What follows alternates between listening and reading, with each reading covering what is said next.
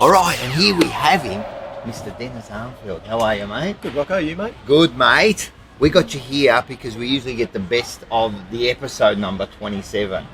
And that's you, mate. Must have been clutching at straws, mate.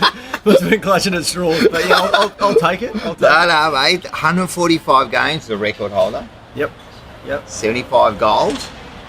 Yep. You're one of 5 players that have played 100 games. So that's already good. Now, you play from... I've got these stats here, I'm reading them. You play from 08 to 17. Yep. Did you always want to play AFL, mate? No, mate. No, look, I grew up playing rugby union. Yeah. So I was union until I was about 17 years of age. Always wanted to play for the Brumbies or the Wallabies. Yeah. But yeah,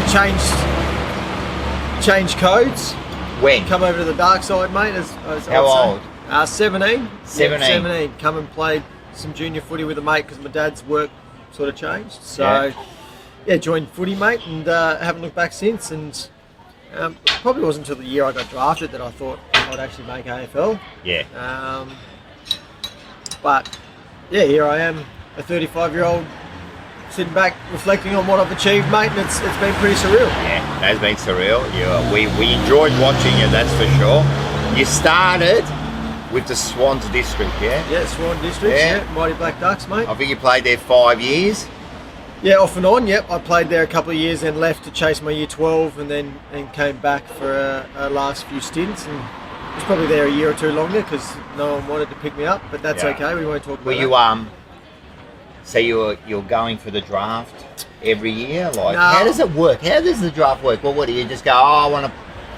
Hey, Pretty much. you just put your name down? Yeah, pretty much. Yeah, look, you got to be registered with a football club, and then you can put your name down. Anyone can. So, if you think you've got it, and in my first year of seniors, I put my name down. I played 2 games of Swan District's senior football, and I thought I'll put my name down. Did you just like that? I just want to... Well, I spoke to a couple of people that said like I've got the ability to play, so try, and you never know who's senior. So I did. Was unsuccessful. Then in my second year was unsuccessful. Then my last year, Carlton were pretty keen. Anyone else? West Coast were floating around, but not as keen. But the rumours for me was it was just going to be Carlton as a rookie. So yeah. How'd you find out? It was actually a funny story. I was actually at beach recovery for Swan Districts in a pre-season, and we're in the water, and one of the dads was listening to it on the radio because it wasn't as big back then as in televised, you know, unless you were top 10, and I sure as hell wasn't going in the top 10, mate. But I was in the water, and one of the dads yelled out, "Congrats, Armfield picked 19 to Geelong." I was like, "Oh yeah, awesome." And then he yelled out, "Nah, just kidding, mate. Haven't heard your name yet." And I was like, And then What a freak of a bloke. but that's what we were like over there, mate. Bit of fun. And then pick 46 came across, and he yelled out pick 46 to Carlton, and I actually said some words that I won't repeat on here, but I pretty much told him where to go and didn't believe him. And got out of the beach, and you know, as we were, you were having a bit of fun with the boys and that after a good solid session, and had a few missed calls from an unknown number. I'm like, I don't answer unknown numbers. And then I listened to a voicemail, and Greg Swan, congratulations. Greg Swan here from Carlton Football Club. You're on a flight tomorrow over to the Big Smoke, and the rest is history. Wow, getting that call, man, that's unreal. So you come here, first day, the big club. Who'd you see first? Like you walk in, you've watched, like I'm talking about players, you know, like you've watched these players from afar. Yep. Who's the first player you saw that you went? It was actually quite funny because we actually stayed at the Vibe Hotel, so across the road. So the first people I met were all the young draftees. So Matty Cruiser was probably one of the first. There, so he come and stayed, even though he lives in Greensboro or somewhere around there. But so I met all them, and then some blokes that were trying out for the last sort of rookie spots. So met all them, and then walk into the club, and I think the first person I actually met was Bannister. So he was the Jordan first, Bannister, and I sort of said, well, he's a lot thicker and a lot heavier than I look, so this is welcome to the big league. He has a, what do we call it, big barrel chest, and here I was, mate, probably 75 kilos dripping wet. Yeah, So that's it. welcome. So he was the first person I saw, but I don't think that was what all the hype was about anyway. No.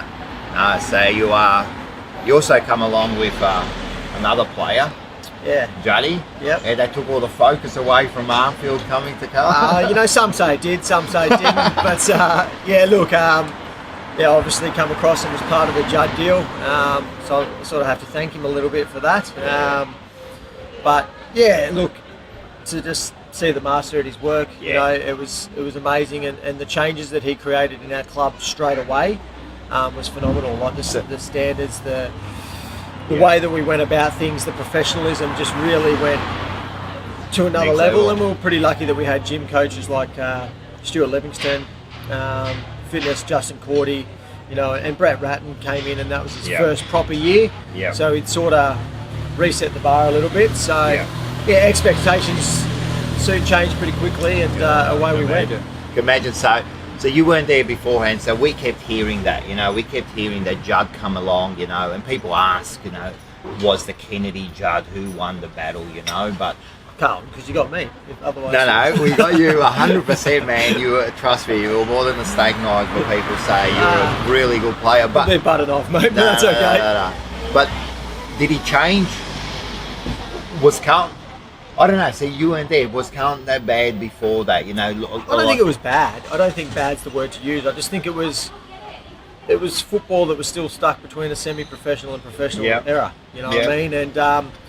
And we had some blokes doing a lot of hard work, but it was probably less managed and less structured. And when Judd came in, it became very well managed. And I'm not just saying him. Like, no. There was a lot of people in the club that had to change for that to happen. But the way he just goes about the due diligence in recovery and rehab and all of that. Now, he did come to us sort of with a little injury, but that just sort of shoulder, wasn't it? I think it was his hips back then, or groins or something when he first got there. But just to see him, and not only him, I think a lot of people bought in.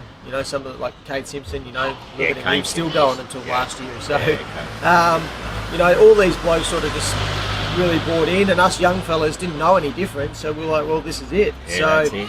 And science probably had a big part of it as well, because science started to take over when I sort of got there. So you could monitor everything. That's true. Hey, we'll talk about that first game against Geelong. Do you remember it? Yep. The quote was, Armfield in his first game with he was an eye-catching defensive midfield role with 23 possessions. That was your first game. That was a good introduction. You must have thought, this is easy. Yeah, mate, I came in and thought, this is easy. I'll win a Brownlow next year. But, not at all. I did think, look, when you first game, you sort of don't have anything to worry about. You just go out there and have some fun. And I actually played on Travis Farco. He was tearing it up, and I thought, this is going to be a good test. And just, we played with some freedom, and unfortunately the result, I probably got more touches because I was defensive, and the result didn't go our way because it was down there a fair bit. I think we lost by 60 odd points, so I was like, well, okay, this is a good introduction, but I think it took me almost another 130 odd games before I beat that 23 touches, so I soon got a rude awakening, mate. How did you feel, that first game when you're running? Like, it's all come together. Like, do you believe it? Like, gee, I'm playing AFL now. It was a weird feeling, mate. Like, you do your warm up on the oval, and you sort of go out 2 hours before, and no one's there. And then you go out probably an hour before, and then you probably got a half a stadium. You're like, oh wow, this is good. Like, we're at Telstra Dome, I think it was called back then. But once once I was running up the race, I was always focused on my job at hand, my footy. I didn't really take a hell of a lot into the crowd. But I just remember afterwards, sort of sitting there in the change rooms afterwards, just sort of going, wow, that actually happened. Like, I'd set myself a goal to play one AFL game, and you sort of achieve it. And you're sort of like, well, where to now? What to now? What's my next goal? And to run out against blokes that you've been watching on television for the last 5, 6, 7, 8, 9, 10 years, you sort of go, wow, I'm one of these blokes now. When did you feel like you were part of the team? Like, Probably never. Never? I don't say I wasn't. I never felt like I was secure in the team in the starting 22, but in sense of the Carlton Football Club and the team off the field, I felt like I was there from day one. I bought into the Carlton history. I bought into everything. I gave everything to that club as it did to me, and but on field, I sort of felt like I was always on the edge, on the fringe. Yeah. I probably had 2 years there where I felt secure. When I say secure, I say that really, really lightly. But besides that, I think I had a 10-year career, mate, on the edge. And, you played on the edge, and you know what? I reckon a few players do that. You know? Oh, definitely. Yeah, I'm not saying I'm the only one. There's no way about that. But it would have been nice to have some sort of deep breath. But no, look. I think that's the way I played my footy on edge, and I think if I had it any other way, I wouldn't have probably achieved what I achieved. Yeah. But we'll never know. No, you never know. Hey, you just mentioned something there, the history of Carlton. When you go in there, does the club really, capture that? Do they make the players understand about the history of the club, like what you've just come into and what you're representing? Because as fans, it's all about that, you know what I mean? It's that top, it's that jumper, and then you come in. Sometimes we feel, and I might be wrong, the younger players just don't understand the enormity of this club.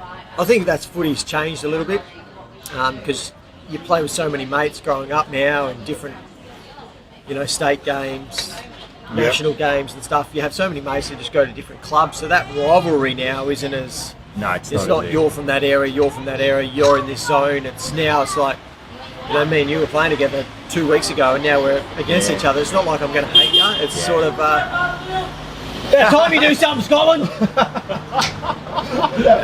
That was Scotland. But when I got there, we had Rod Ashman as our player development manager, and we had one way with him, mate. That was to know everything. We walked in. We were in the old stands there, where you went in underneath, and on the walls had all the players. Upstairs had all the photos, and we knew everything. And we're actually pretty lucky. We got this big diary that had all the history of Carlton units, and so look, I was someone that bought right into it. I think players had their sort of choice of how far they went into it, but again, I was probably on the fringe, mate, where I was of that age where I was Carlton and everyone else I didn't like, and I expected them not to like me.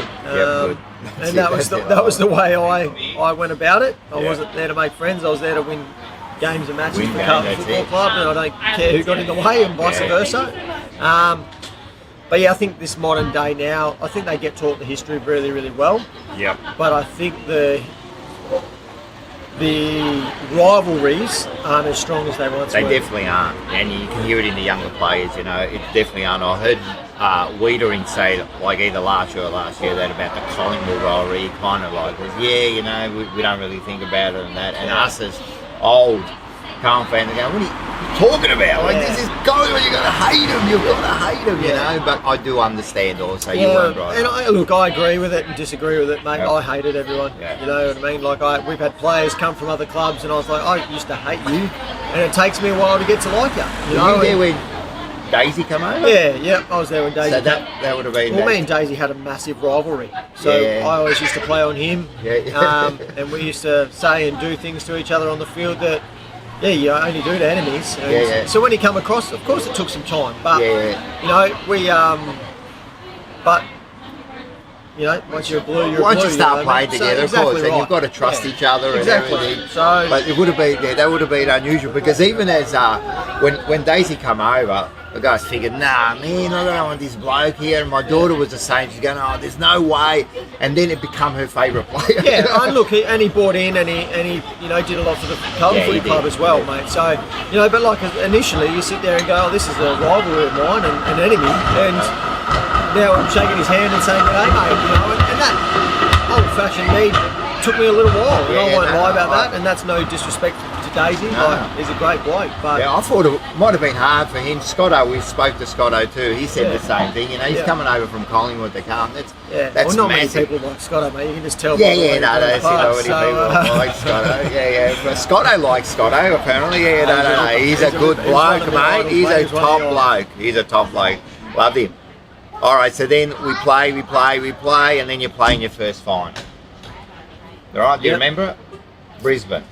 Yes, I do, mate. All right, so I don't want to remember it, but I'm going to make you remember it. Right, three-quarter time, we're about 4 goals up. We're killing it. Yep, you're telling the story, mate. We're doing well. We're partying. We're into the next final. You know. I think so are we, mate. I think so are we. I love it.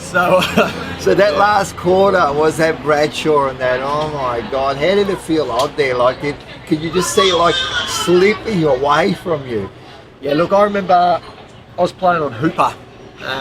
Pretty sure it was Hooper. Anyway, I was playing on one of their small forwards, and I remember Bradshaw and Jonathan Brown just sort of getting real angry with their whole forward line and just demanding so much more, and got to the stage where I remember once dropping back in front of Jonathan Brown, and he sort of looked at me and sort of said, "You do that again, mate, you're dead." I love it. I was like, but Jonathan Brown has this demeanour about him too, and a tone in his voice that's like, is he joking or is he serious? So you just knew that they were ready to go, and conditions, you know, it started to get really dewy there in Brisbane, and they adjusted quicker. You know, and I just remember them one after one, and you know, Simon Black and Luke Power got them going on ball, and they just started to run all over us, and we just couldn't stop it. It's hard to stop that momentum. Before we knew it, mate, we were sitting in the change rooms afterwards, pretty much in tears. Yeah, so trust me, letting one slip away. We were crying also. That was so then another final, you lose to Sydney, you know, so, you know, like, so you get 2 finals, you must be, but then we'll forget about that one there. Why do you forget about that one, mate? Yeah, forget about that one. It's all good. We learn, mate, we learn. You learn, but you did learn the next year. So we're going to talk about that Essendon one. Yeah. 62 points against, like, I hate the scumbag. Not as much as Collingwood, but I hate him. So 62 points in front of what would have been like 70,000, 80,000 at the G. Yeah, well, it was a bit different, mate. You know, like you said, we went and played Brisbane away. Then you play Sydney away. Someone got caught holding the ball in that game, which could have cost us the game, but we won't mention that one. But, you know, you're sort of always away, you know, and we travel well as a crowd, but, you know, there's nothing like playing a final, a home of footy, you know, and you walk into an MCG, and I just remember that, like, one side of the fans absolutely love you, and like you said, Rocco, the other side absolutely hate you. Like, couldn't wish worse upon you for that 2 hours, you know, like, and to get the result that we did, you know, and on the back of probably some Judd magic and things like that, but, you know, so many people played so well that day to execute what we wanted to, and to be back at the home of, you know, everyone wants to play a final at MCG, the grand final, well, except for the last few years he's played there. It was just a phenomenal feeling, and to come in afterwards, finally, like for me personally, finally having won a final, it was just like the monkey was off the back of the What a night that would have been, like you probably could say it was too much of a night going into what happened the week after. But after, that's it. Yeah, look, it was a day that I'll never forget. That's for sure. 100%. You do that, and then 2012 we'll go to, and you got Brett Radden, right, who's your coach. Now, to me, great player. Anyone that wins the best and fairest in a premiership year, and the people beside you are Greg Williams, Bradley, mate, that's some sort of player, sort of player. So definitely. He has, I think, a decent year, and they get rid of him at the end of the year. How's that feel as a player? Losing a coach that you admire so much. Is there a little bit of like? Oh, look, I think from my perspective, I'm old-fashioned, mate, and I think the players cost him. You know, like we went up to play Gold Coast in a game that we probably should have won. and that's not being disrespectful to Gold Coast, but No, of course. and we lose it, and you just knew that that was the one, and you sort of sit there as a player and you sort of go, yeah, we've just cost a bloke. So much more than just footy, but course, but he loved the club too, man. He did, mate. He did, and look, I can't speak for him, and I won't speak for him, but he was great for us. We played some good footy under him. We were 3 points off beating West Coast over there, which is pretty much a fortress. And that's right. We could have gone into a prelim against Geelong. I think we could have played that. We matched up pretty well against that year. He's done a lot for us, and then we sort of faltered a little bit towards the end of 2012, but we played finals 3 years in a row, and we're playing some pretty exciting footy. Playing footy that was fun to play, but also I think fun to watch. And 100%. Unfortunately, powers to be, mate, saw something different, and you can understand what they saw and who they saw as available. After his history, But yeah, look, it was a sad day, mate. Sad day for me because he was the first coach that had some faith in me and drafted me. So I'll always be grateful for that. Well, from the supporters, I'll tell you now, we don't blame the players, man. I don't care. I'll say this on camera. That was a wrong decision. It should never have been done. You know what I mean? He had a good year that year, but anyway, they did what they had to do. Hey, tell me something about coaches just for a second there. So at the moment, we've got Voss. Voss has come along. Great player. I still rate, outside of Sticks, probably one of the best captains that ever captained an AFL side. Courageous, successful, everything. Before that, we had Teague, and you had Bolton too? I was there for Bolton. All right, so Bolton never played an AFL game, correct? Yes, correct. How would the players feel about taking a message from Bolton and taking it from Voss? Is there a difference? Look, for myself, no. Yeah, from yourself. For myself, no. Because people can learn the game very, very well, mate. And you can study the game very, very well, and you can understand intricacies that a lot of people can't. And whether you've played it or not, there's some players that have played stuff all games that have become really good coaches. Yeah, of course. And vice versa. So for me, not really. I was of a believer that whoever was put in that role was put in that role because they were the best person at the time for that role, and whether they've played or not. But I think you always have that understanding with a coach that's been there, that they understand what you're going through, and they understand that behind the goal footage is the worst invention to ever come into football. Because it's great to pause it and go, you should be here now. And I'm like, but you've just told me to be 30 metres further in 1.2 seconds. Like, it just doesn't happen. Like, you can pause all you want. Why weren't you there? and I sit there and go, mate, there's players to this day. There'll be players that played in the Amy Community Series over the weekend that are getting scared of that footage and getting shredded because of that footage. And it's the biggest, but it's great for analytics, it's great for fans and all that. I get it, but I think it can be a little bit too much. You know what I mean? I think we're getting away from the essence of football a little bit. But going back to your question, I think coaches that have played, probably have a little bit more understanding of that, and go like, actually he should be there, but he actually just sprinted over there, and he's 20 metres out of spot. Well, I can kind of understand that. Not saying the Bolts couldn't, but I think you have that bond. You have that bond with people. But then I also sit there and go, it's how much they get to know you, what relationship you have with them.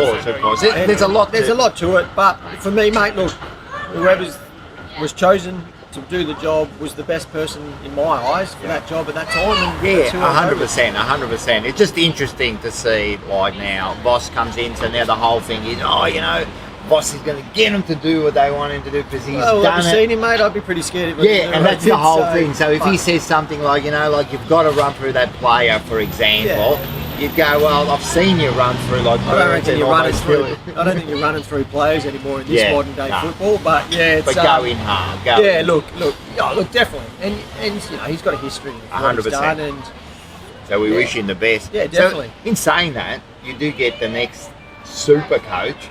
in Nick Malthouse. Yep. You know, he Yep. comes along. He's achieved everything. You know, he's a year out of the game. He comes down. How was that? How was that getting like? Oh, look, at the time. Well, look, for me, mate, it was brilliant. He was a great coach for me. He was, excuse my tongue in cheek, but he was very black and white. You knew what you were doing well, and you knew what you were doing bad, and he wasn't afraid to tell you. He probably said it sometimes in passion, that probably not the right way, but But you know, old he was school, great. he was old He was old school, mate, and I just think he wasn't the coach for our list. Yeah. We wanted to play flary, attacking, fun sort of football, and he was a little bit more defend first, shut it down type coach, and it just probably didn't mix with the list, and you probably saw that over the few years that he was there. 100%.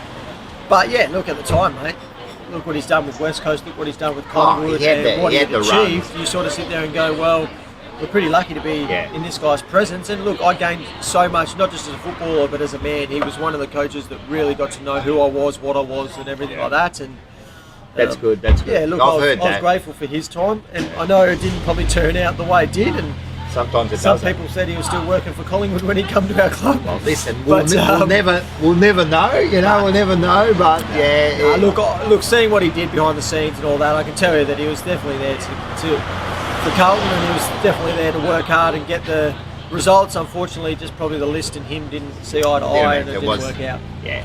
I think it was. There goes my car, mate. I was going to say someone just stole the Someone stole me BMW. Far out. Don't worry, just get it. I'll get another one. Just get another Got one, eggs, man. mate. Just go, that's it. That's it. I wish. All right. Yeah, so that's interesting. Yeah, so then you have one of your big finals. I still reckon it's the best final that I've seen, apart from the grand finals and that. But that 2013 against Richmond. Yeah, lucky to get in.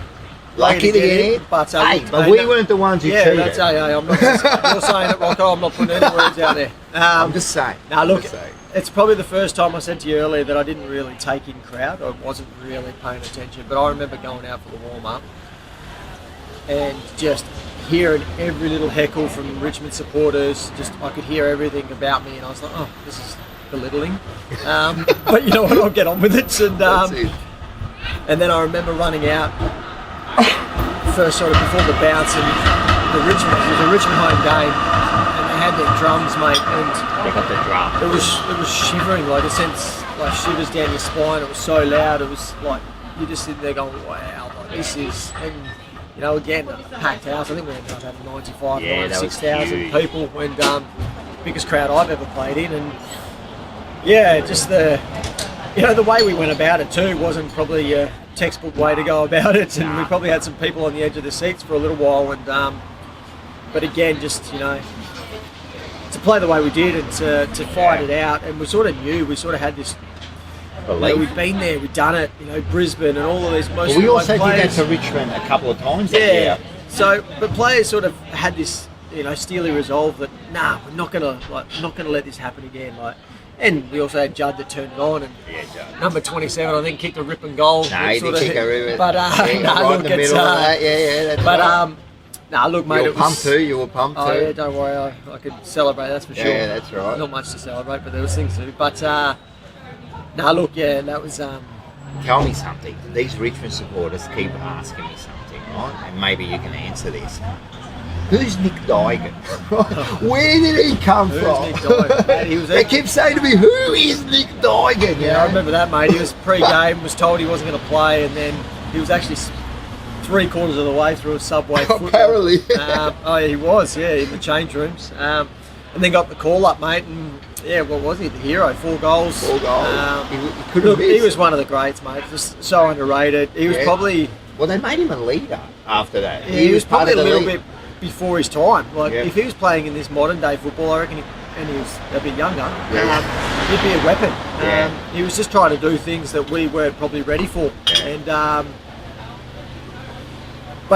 look, he came the hero, and people still call him one of the greatest because of that game. So well, that's how he's going to be remembered now, is it? Because of those 4 goals in the final. Yeah, well, you'd say so. It's a good thing to be remembered by, mate. That was sick. I'm telling you, and I keep getting my mates, man, who is this Nick Dygan? And I go, mate, that's Nick Dygan. Yeah. How do you not know him? Yeah, But, no, that's it. Yeah, no, look, very grateful for Nick that day. That's Yeah, for sure. that was a great final, mate. Yeah. And that last goal by Garland, Yep. when he jumped over and just ran into it, mate, we were celebrating the whole run. Were you You're lucky he's quick, because you would have been celebrating for a while if it was anyone else. But yeah, no, that was great. when you saw it sort of happen and you sort of saw him go while it's in, you know, you sort of were like, this is it. Like, Yeah, that was sick. That was sick. here we go. And That was a great day for everybody. Everybody. Hey, I got another incident. Do you remember round 12, round 23? No, what was it? No, round 12. It might have been in 2016. Do you remember? So you got an injury. yeah, I remember it very clearly, mate. I'm still suffering the ramifications from that injury. Yeah. You have to laugh when you hear it. Oh, you have to laugh at all times. I laugh at my own expense. Yeah. Look, we're playing St Kilda at Etihad, Marble, whatever the bloody hell it was called, and went in for a contest and just got a knee of Jared Geary. Yeah. Fair in the region that you don't want to get hit as a male. Just suffered some pain. I thought, it's just the normal hit. It'll go away. And quarter time came and it was still there. And I thought, what's going on here? And second quarter, I interchanged off and I was like, Doc, I've got this gut pain. Got some pain relief. I was like, no, it's still here, Doc. And he's like, oh, it'll go away. Trust me, it's just a good hit. It's just it'll go away. Half time, I remember being in the change rooms and I'm sitting there and coach is talking. And I'm not even listening to him, mate. I'm sitting there going like this. I'm like couldn't focus. I was in that much agony. Like pain was coming up through my abs, and I was like, this is not right. Anyway, went out and played the rest of the game. I wouldn't say I was doing much, mate. I won't lie. It was probably the first time I've been scared of getting the hard balls. Already, I'm telling you, mate, that you went out and played the rest of the game, mate. You're more than me, and mate, that was unbelievable. But yeah, remember after the game, straight away, I didn't even go into the coach's address. I think we lost too, so that wasn't probably seen in great light, because you always go in there, and I think we got called straight in. And I went straight into the doctors, and yeah, safe to say, mate, probably, a fair size. I couldn't close my legs. Like I had to walk like bowed leg, and he's like, Doc was like, why didn't you say something? I said, I was. I was. And he goes, but why didn't you show it? I was like, I didn't want to. I just didn't want to look. And I understand when you don't want to look. I don't want to see it. And yeah, anyway, got rushed to hospital, mate. Yeah, with a ruptured testicle. And went straight in for surgery, and then missed a few weeks, and then you were back. And then played my first game back. It was probably one of the games that I'm most remembered for, mate. So yeah. Which game was that? Played Adelaide and kicked 4 goals from outside 50 in the first quarter almost. It was funny. I played with a box for the rest of my career, actually, like a specialised cricket sort of box that morphed around. And I would too, man. I don't reckon that ever leaves. Gave me superpowers, mate, because I wasn't kicking them outside 50 any other game, so I'll take it. But look, it's you got to laugh. I remember the medical staff coming up to me and saying, like, what do we want?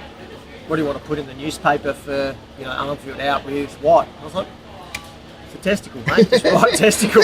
And I actually remember, I was like, when I said it out loud, I was like, yeah, it'll be nothing. But I remember actually seeing the newspaper and going, Armfield out testicle, and I actually had a chuckle to myself, thinking, how many people are going to read this? Armfield out testicle, and just have a fair dinkum laugh, mate. So it is what it is. No, that's a good story. Yeah, I like that. One of the games I remember was that Geelong game when you kicked those 3 goals. Yep, that's probably because it's the most iconic photo of me. But it was. Yeah, it's a great photo, man. It is. And it showed everything about not only you. The Carlton Football Club, you know what I mean? Like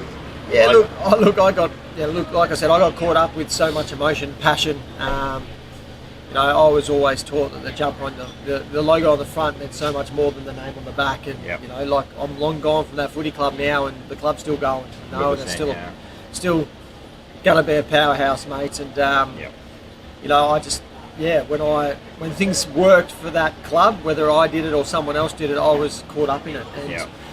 And look, you do some things in the heat of battle, and you celebrate with some passion, and Trust me, we celebrated. I think I with you. always had that personal sort of vendetta against Geelong because that was my first game. I lost. Yeah. My 50th game, I lost. Oh, really? So, yeah. And then my 100th, I played Western Bulldogs. Thought I was going to get a win and we lost. So, and then I didn't make 150, but that's a whole nother kettle of fish. Yeah, but, that's it. yeah, look, it was... iconic. got caught up, Iconic. mates, I'm and- telling you, I love that photo. I remember that. I remember going home from work, rushing home, and I watched that, and I saw that. Yeah. Oh, man, you pumped everyone up, and we weren't supposed to win that game. Hey, tell me your last game. You remember it? Yeah, Buddy Franklin show. Yeah, I remember it. I think he kicked 10 and we kicked 9, so something like that. It was something like that. Yeah, look, it was. I was pretty lucky that Bolts gave me some farewell games. I got to play down here against Essendon in a draw, which was a weird feeling. To play in a draw as one of your last games, but then also to then get taken up to Sydney and play up there. Yeah, you don't want to say farewell away from your home fans, but I was very lucky. My wife got to get up there. I was very close to a lot of the cheer squad that usually travel really well, and they loved you. Yeah, and then we got flogged. And like I remember, getting cheered off. Well, actually, I went over to the fans first and said thanks to them, and tears were rolling down my eyes, and then I looked across and my wife was on the oval, and that made me burst out in tears, sort of, this is it, this is the full stop, and you still sit back and go, should I, shouldn't I, should I, but, happy with my decision, and to get cheered off, mate, is a memory I'll never forget, and, 100%. Not many people can sort of say they went out on their own sort of terms, which I'm very pleased to sort of say. So look, it was a great day, but also a shocker, and I remember, it was kind of weird, because after the game we went in for the post-game address, and I was like, this is my career done. I don't have to listen to this. I'm done. That's so I was sort of a little bit jovial in the meeting and cracking jokes at things that probably shouldn't be cracked against. And looking back, I wish I had my time again. But a lot of the boys that are still at the club now still remember sitting in there going, Dennis, shut up, you can't say this. So I left a little bit of a lasting impression there at the end, mate. So, but yeah, look, sad day, but a really happy day too. And of course, you always got to look back, and you know what I mean. Like, careers end, people end, but it's all about what you've achieved, man. I always go by, you live your life, hoping to become a memory. What will you be remembered for? Yeah, you know what I mean.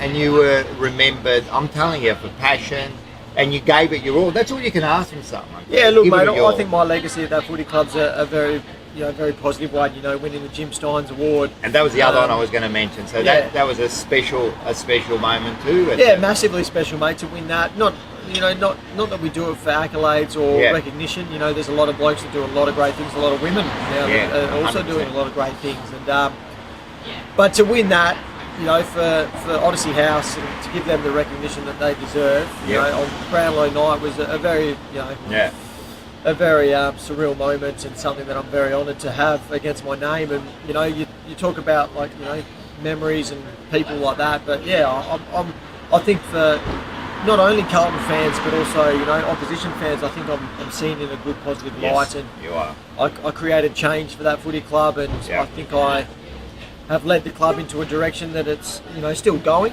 Probably not as quick as I'd like them to have been there, because I would have liked to have won one, but I think I've had some impact on that club, both on and off field, and that means a lot to me to say that. 100%. 100%. We were that night there as Carlton supporters when your name was read out.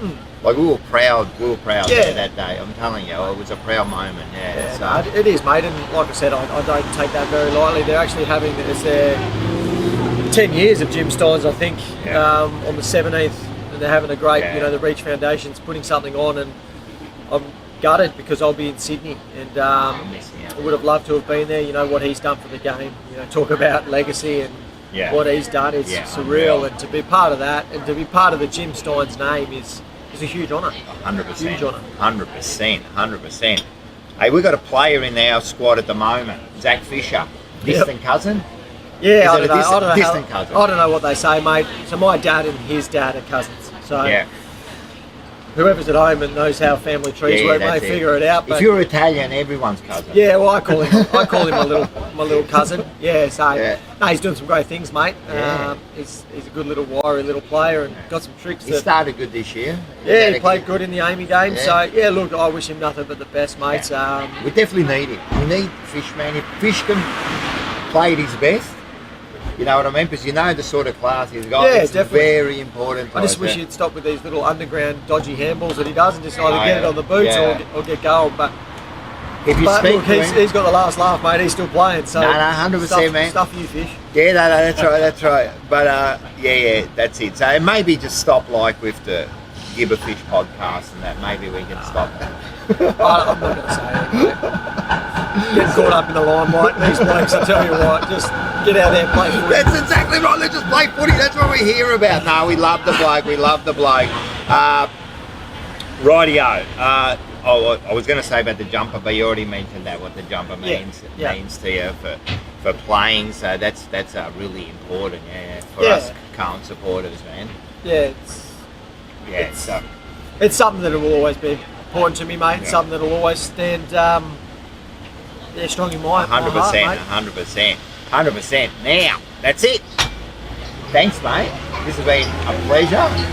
One of my favourite interviews, to tell you the truth. I've seen your podcast, mate, and all that. You say to everyone, so don't. No. You are one of my I appreciate it, mate. I do. You're great with your time and everything, so appreciate it. You were one of our favourite players for my son. You know that too. Yeah, I do. You know, for my son, he wore the number 27 with great distinction. Is that the word?